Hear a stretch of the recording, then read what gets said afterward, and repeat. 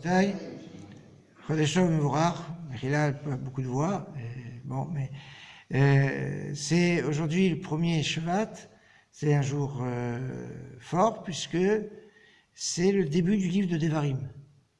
Puisque le début du livre de Devarim commence, ce fut au 11e mois, le premier du 11e mois, et Moshe a enseigné la Torah, a lu le début du livre de Devarim, qui est Mishneh Torah, très intéressant.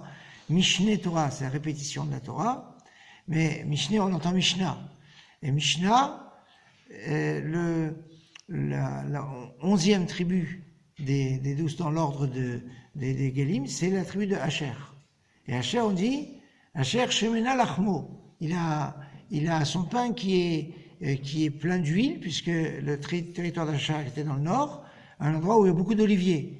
Et Vetovel Bachamen Raglo, il trempe son pied dans l'huile, il est très lié avec Hashemen. Et Hashemen, c'est les mêmes lettres que Mishnah.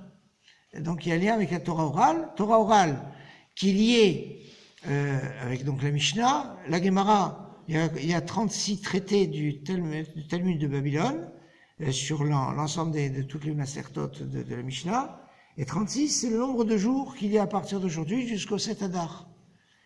Donc, pendant 36 jours, Moshe Rabbeinu a répété la Torah, et donc ce lien avec la Torah orale, et qui est notamment au mois de Shevat, quand on sait que la Torah est comparée à l'eau, et que le signe astrologique du mois de Shevat, c'est Déli, c'est-à-dire Verseau, qui est donc de puiser de l'eau quelque part. L'eau, c'est la Torah, c'est la vie, et c'est pour ça que c'est le mois où on dit que la sève remonte dans les arbres.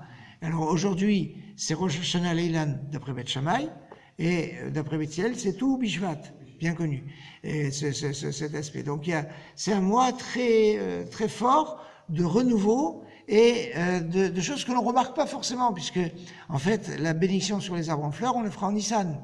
Mais pour qu'il puisse avoir les arbres en fleurs, il faut que la sève remonte. Et elle remonte quand? À ce moment-là. Alors il y a ratson que même si on ne voit pas les choses, qu'il y ait des bonnes choses qui puissent arriver pour tout le clan d'Israël, que Shevat, c'est les initiales de Shalom, Bracha, Tova, comme on a l'habitude de le dire. Et c'est ça, Sim, Shalom, Tova, Bracha, que c'est la fin de l'Amida. Le mois de Shevat, c'est la fin de l'année. Alors il y a une structure entre les mois de l'année et la Tefila, c'est pas par hasard. Et donc c'est tout un programme de paix, de bracha, de tov, pour arriver Bezrat Hashem à la Géoula, puisque la Géoula, la délivrance, quand vous voyez une femme qui est enceinte, qu'est-ce que vous lui souhaitez? Une bonne délivrance. Et donc, comment une année qui a 2 mois d'Adar, comment on appelle cette année? Une année Méobéret, une année enceinte. Donc dès qu'on a fini Shvat, on va rentrer dans les 2 mois d'Adar. Quel est le bon? Quel est celui qui a été rajouté? Je laisse la question, on reviendra. Mais en tout cas, c'est une année enceinte. Et l'année enceinte, elle nous amènera, Bezrat Hashem, à la bonne délivrance. Amen.